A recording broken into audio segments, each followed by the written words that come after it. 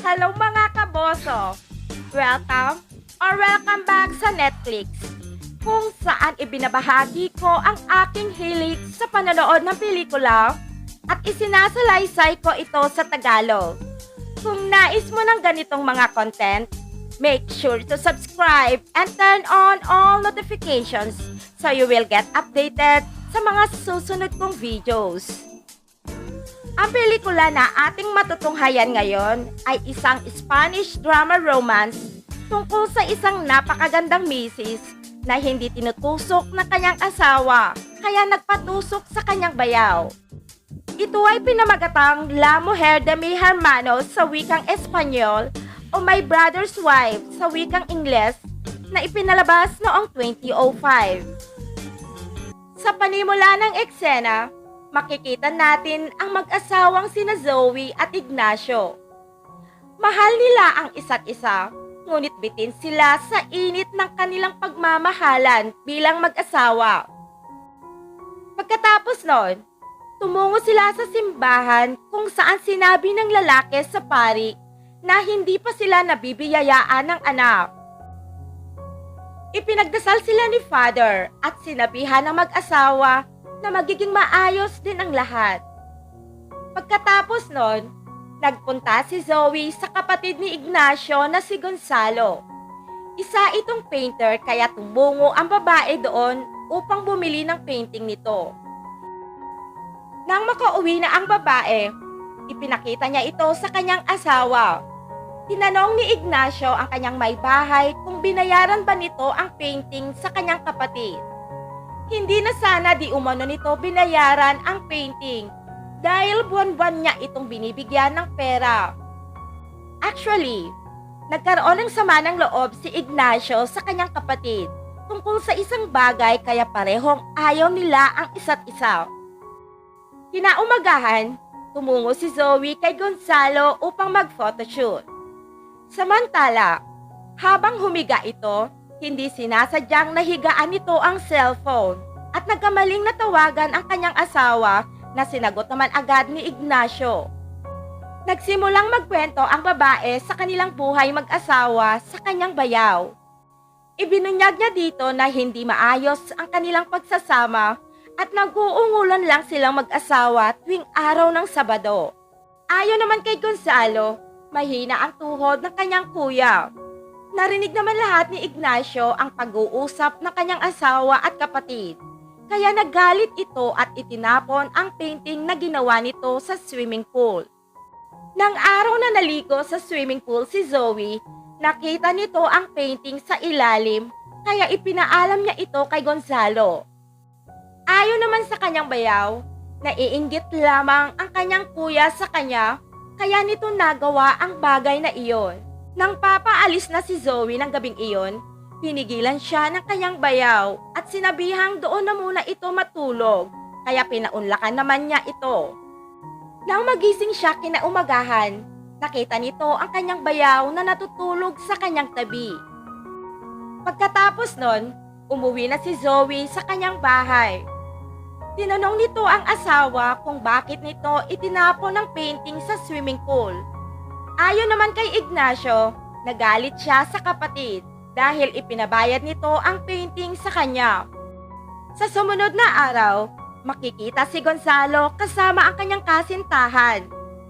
Tinanong siya ng babae kung kailan sila magpapakasal. Sumagot naman ang lalaki na wala siyang plano at wag na itong umasa. Nagalit ang babae kaya nilayasan si Gonzalo. Pagkatapos nun, tinawagan ng binata ang hipag na si Zoe at inaanyayahang puntahan siya sa kanyang bahay. Ipinakita nito ang kanyang mga obra maestra sa hipag at matapos nun, ipinaalam nito na matagal na siyang naglalaway sa kanya. Dahang-dahang lumapit si bayaw sa kanyang hipag at inilapat ang kanyang mga labi sa labi nito. Nakonsensya naman si Zoe sa kanilang ginawa kaya sinabi niya ito sa kanyang kaibigang Becky na si Boris. Ipinaliwanag naman ni Becky sa kaibigan na since hindi siya kayang paunguli ng kanyang asawa, ay nararapat lamang na hanapin ito ang bagay na magpapaligaya sa kanya. Nang gabing iyon ay nagkaroon ng pagtatalo ang mag-asawa tungkol sa nais ni Zoe na magkaroon sila ng anak. Ayon naman kay Ignacio, ayaw nitong makipag-away sa kanyang asawa tungkol sa bagay na iyon, kaya iniwan na ang asawa upang matulog. Kinaumagahan, nagpaalam na ang lalaki sa kanyang may bahay, saka ito umalis. Tinawagan naman ni Zoe ang kanyang bayaw at inaanyayahang puntahan siya sa kanyang bahay. Pina-day off din niya ang kanyang kasambahay ng 2 araw upang maputukan siya ng puting dagta ni bayaw. Kinagabihan, pinuntahan na siya ni Gonzalo. Lumapit kaagad si bayaw sa kanya dahil gigil na ito, ngunit pinigilan siya ni Zoe. Mayat-maya lamang ay nakatanggap ito ng tawag mula sa asawa na nakarating na ito sa hotel na tinutuluyan at agad na ibinaba ang telepono. Matapos nun, makikita nating may kasamang iba si Ignacio sa hotel. Lumilitaw lamang na nagtataksil din ito kay Zoe. Sabay namang naghapunan si Hipag at Bayaw habang nagkukwentuhan. Hiniling ni Zoe kay Gonzalo na doon na ito magpalipas ng gabi. Nang gabing iyon ay nagsimulang pinaghahalikan ni Bayaw si Hipag, ngunit pinigilan siya ni Zoe kaya nabitin si Bayaw at nagalit. Akmang papaalis na si Gonzalo nang pigilan siya ng Hipag at doon na nangyari na pinaputukan na siya ng puting dagta sa magdamag. Matapos nilang mag-ungulan, nagising si Bayaw at nagpunta sa pool. Umihi siya doon dahil galit siya sa kanyang kuya at ginagamit din ito ang Hipag upang makapaghiganti. Kinaumagahan, umalis na si Gonzalo nang hindi man lang nagpapaalam kay Zoe. Nasaktan ng babae dahil doon kaya ikinwento niya ito kay Boris at itinagdag pang nakukonsensya siya sa kanyang kataksilan sa asawa. Ayon naman sa sonsolerong Becky, na huwag itong makonsensya sa sarap na kanilang ginawa ni Bayaw dahil walang mali doon. Nang araw na makauwi naman si Ignacio, hiniling ni Zoe na halikan siya ng asawa, ngunit tumanggi ang lalaki at sinabing hindi iyon araw ng Sabado. Sa sumunod na araw, habang nasa yoga class si Zoe, nakatanggap siya ng tawag mula kay Gonzalo. Inaanyayahan nito si Hipag na puntahan siya sa hotel, kaya nagmadali naman nagpunta doon si Zoe at naputukan na naman ng gata ang kanyang kuweba. Nang gabing iyon, nadatna ni Ignacio ang asawa na naliligo sa pool. Inanyayahan siya ng asawa na samahan siyang maligo at dahil sa malamig ang panahon, umahon ito kaagad. Matapos nun, pinuntahan ni Zoe ang asawa at nilandi ito, ngunit tinanggihan ito ni Ignacio at sinabihan ang asawa na hindi pa araw ng Sabado, saka ito diretsyong natulog.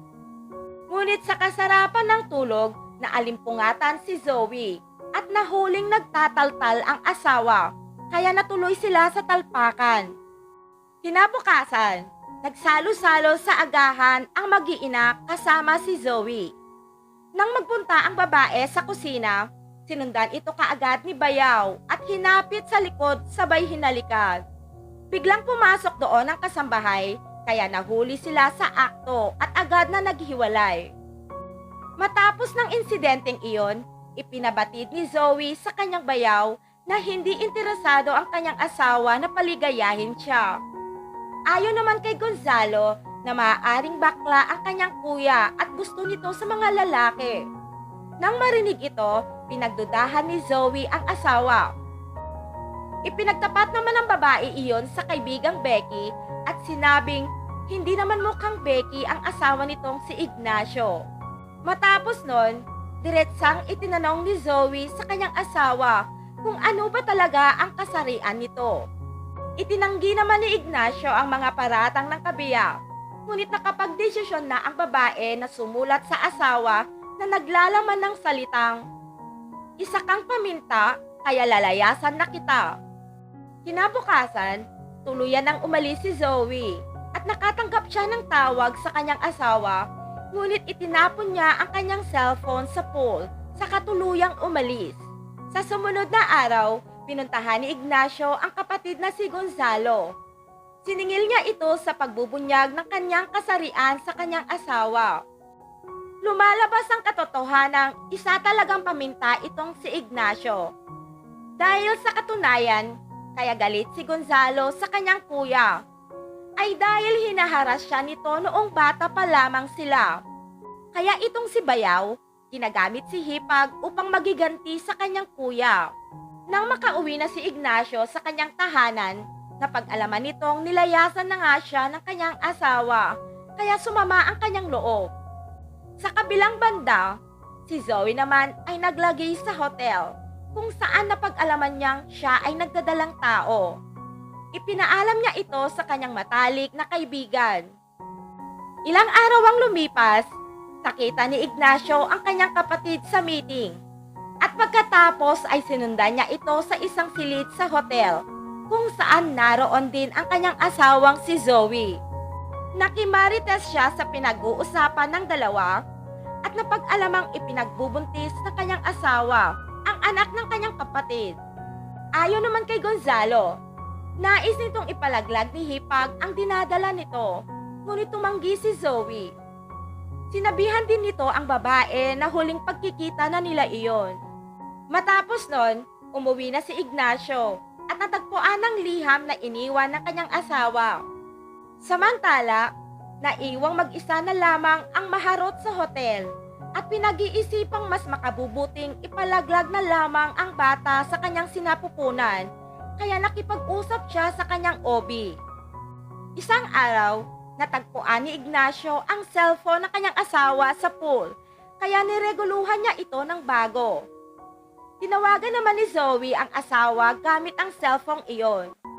Lumipas sa mga araw, pinuntahan ni Ignacio ang asawa at kinausap ng masinsina na kalimutan na lamang nito ang nangyari sa kanila ng kapatid. Sinabi din nitong mahal pa din niya ang asawa at handa siyang tanggapin ang ipinagbubuntis ng asawa sa iba. Ipinagtapat din nito na isa siyang paminta, ngunit baliwala na lamang iyon kay Zoe, kaya nagsama silang muli bilang mag-asawa. Ilang buwan nang lumipas, nagsilang na si Zoe. Ipinadala nito ang litrato sa kanyang bayaw na kasalukuyang may kinakasama.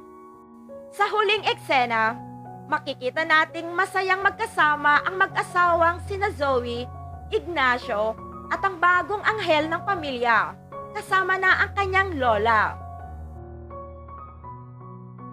Maraming salamat sa panonood mga kaboso. Huwag kakalimutang mag-subscribe sa aking channel, pa-like at share na din.